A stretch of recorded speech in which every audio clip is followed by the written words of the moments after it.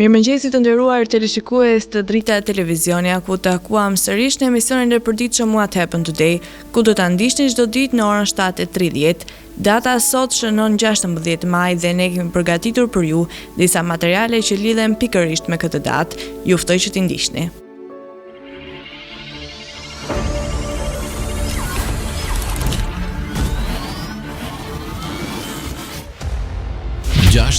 Maj. Ngjarje 1532. Sir Thomas More jep dorëheqje nga posti i Lord Kancellorit të Anglisë. 1568. Mary Queen of Scots largohet për në Angli. 1770. Maria Antoinette, 14 vjeçe, martohet me Louis August, 15 vjeç, i cili më vonë bëhet mbreti i Francës. 1811. Lufta gatishëllore, aleatët, Spanja, Portugalia dhe Britania e Madhe mposhtin francezët në betejën e Albureas. Lindje 1905. Lindi Henry Fonda, aktor amerikan. 1931. Lindi Peter Levy, shkencëtar dhe shkrimtar britanik. 1951. Lindi Claudio Baglioni, këngëtar italian. 1953. Lindi Pierce Brosnan, aktor irlandez. 1973. Lindi Tony Spelling, aktore amerikane. 1974. Lindi Laura Pausini, këngëtare italiane. 1977. Lindi Emiliana Torrini, këngëtare islandeze. 1986. Lindi Megan Fox, aktore amerikane. Vdekje 1926. Vdiq Mehmeti VI, Sultan Osman. 1953. Vdiq Jean-Baptiste Reinhardt, muzik jazz belg. 1978. Vdiq Recep Elmazi, patriot dhe shkrimtar shqiptar.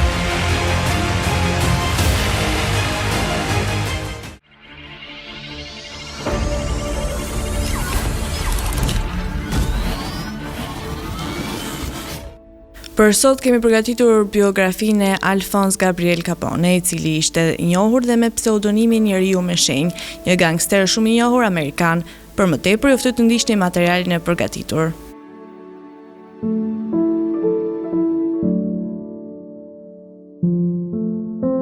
Alphonse Gabriel Capone, 17 janar 1899, 25 janar 1947. I njohur ndonjëherë me pseudonimin Scarface, ishte një gangster dhe biznesmen amerikan që u bë i njohur gjatë epokës së ndalimit si bashkëthemelues dhe shefi i Chicago Outfit.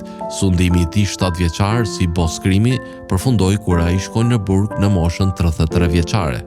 Capone lindi në New York City në 1899 nga emigrant italian. Ai u bashkua me bandën 5 Points dhe u bë një gënjeshtar në ambientet e krimit të organizuar si bordelo. Në të 20-et e tij të hershme, ai u transferua në Chicago dhe u bë një trup roj dhe fakti besuar për Johnny Torrio. Kreu një sindikate kriminale që furnizonte ilegalisht alkol, pararendësi i Outfit dhe mbrohej politikisht përmes Union Siciliana.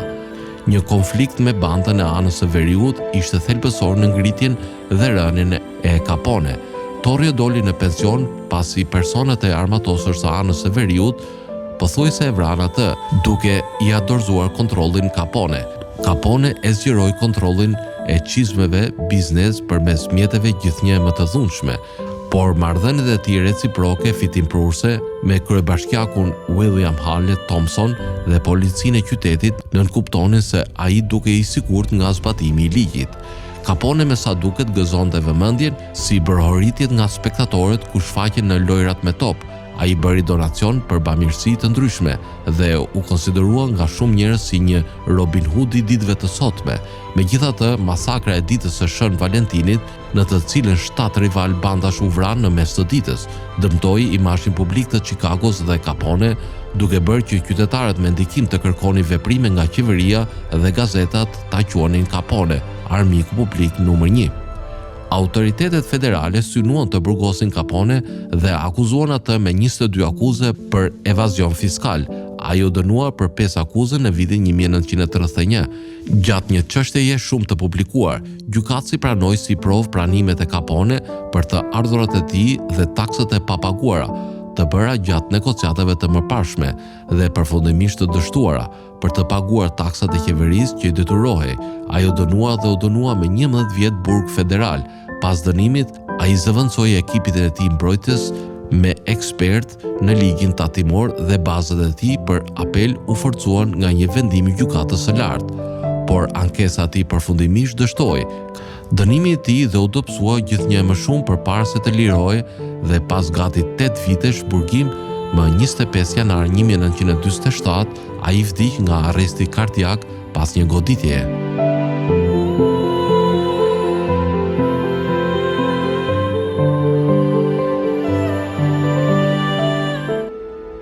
Kalojmë në rubrikën kuriozitete, ku sot do të flasim për atë që njerëzit bëjnë për t'u larguar nga stresi, pikërisht të qeshësh. E qeshura është një aktivitet që kur lind natyrshëm krijon adrenalinë dhe energji pozitive tek personi që e gjeneron atë. Kur qeshim, ndihemi më të lumtur, më të plotë e më pranë me njerëzit. Megjithatë, e qeshura nuk ngelet vetëm tek ndjesia, por shkakton edhe efekte më serioze tek njeriu. Një e qeshur e shëndetshme mund t'ju lehtësojë dhimbjen dhe t'ju parandalojë infeksionet. Ekziston një rënje konsiderueshme niveleve të hormoneve të stresit pas çdo të qeshure. E qeshura ndihmon në lëshimin e endorfinës, morfin, e cila ndodhet brenda trupit, e cila mund të sjellë ndryshime pozitive në mentalitetin e një personi. Një e qeshur e rëndë sjell në mushkëri një sasi më të madhe oksigjeni se sa frymarrja normale. E qeshura zvoglon rrezikun e sëmundjeve të zemrës.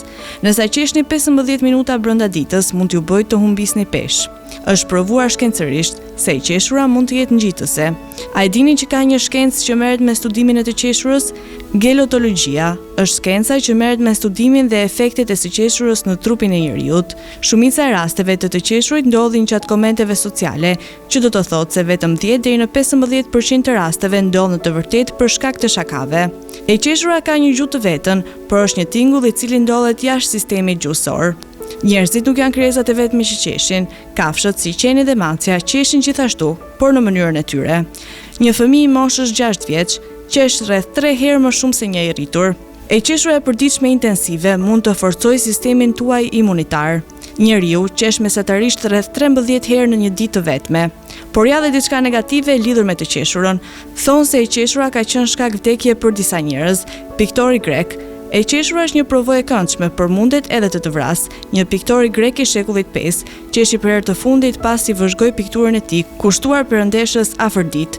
Dyshohet se një grua e moshuar e kishte porositur pikturën për shtëpinë e saj, por vendosi të shërbente vetë si model. Pasi përfundoi piktura, piktori nisi ta vëzhgonte dhe nisi të qesh aq shumë sa që vdiq. Tani u ftoj të ndiqni parashikimin e motit për territorin shqiptar. Territori shqiptar për ditën e njëjtë parashikohet të përshkohet nga një mot i qëndrueshëm, me vranësira dhe kthjellime. Sipas parashikimeve, temperatura minimale do të jetë 9 gradë Celsius, ndërsa temperatura maksimale parashikohet të jetë 27 gradë. Era parashikohet të fryjë në drejtimin juglindor, me një shpejtësi mesatare 1 deri në 7 metër për sekond, çka do të bëjë të krijohen dallgëzime 1 deri në 3 ball, ndërsa temperaturat minimale dhe maksimale në disa qytete kryesore të Shqipërisë do të jenë si vijojnë: Shkodër 16 deri në 27 gradë Celsius, Kukës 10 deri në 18 gradë, Peshkopi 14 deri në 24 gradë, Tiranë 16 deri në 27 gradë, Durrës 18 deri në 24 gradë Celsius, Kavaj 18 deri në 25 gradë, Elbasan 16 deri në 26 gradë, Berat 15 deri në 27 gradë Celsius, Korçë 9 deri në 20 gradë, Vlorë 18 deri në 24 gradë, Gjirokastër 13 deri në 22 gradë, Sarandë 15 deri në 24 gradë Celsius. Tani uftoj të ndiqni parashikimin e motit për territorin e Kosovës. Territori i Kosovës për ditën e njëjtë parashikohet të përshkohet nga një mot i paqëndrueshëm me vranësira dhe reshje shiu.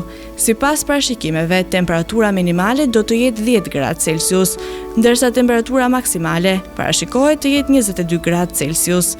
Era do të fryrë në drejtimin nuk lindor me një shpejtësi mesatare 1 deri në 3 metër për sekond, ndërsa temperaturat minimale dhe maksimale në disa qytete kryesore të Kosovës do të jenë si vijojnë: Mitrovic 12 deri në 19 gradë Celsius, Podujev 10 deri në 17 gradë, Skënderaj 11 deri në 20 gradë, Pej 14 deri në 19 gradë Celsius, Prishtinë 12 deri në 18 gradë, Gjakov 12 deri në 22 gradë, Malishev 11 deri në 21 gradë Celsius, Gjilan 11 deri në 19 gradë, Ferizaj 12 deri në 19 gradë, Kaçanik 10 deri në 16 gradë, Prizren 14 deri në 19 gradë Celsius.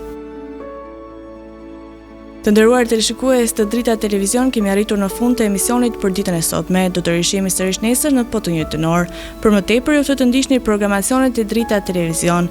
Mos harroni gjithashtu të na ndiqni edhe në rrjetet tona sociale, TikTok, Instagram, Facebook dhe Twitter. Për të rijat më të fundit, vizitoni faqen tonë zyrtare drita.tv.